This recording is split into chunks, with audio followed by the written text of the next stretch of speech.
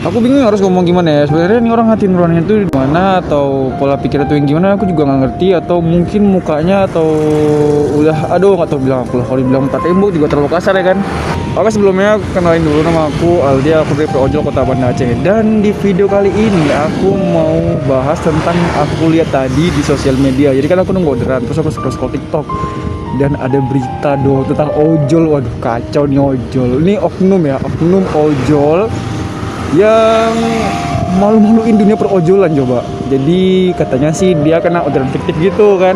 Jadi untuk ngeklaim itu dia harus mendokumentasikan gitu kan. Dibawalah ke rumah yatim gitu si orderan fiktif tadi kan. Dikira si pemilik rumah yatim itu tuh bakal dibagi-bagi ke anak-anak gitu kan. Dan mereka juga nggak berharap sih. Ya minimal kan, walaupun nggak semuanya, adalah tiga item gitu tinggal di situ, ini nggak dibawa semua.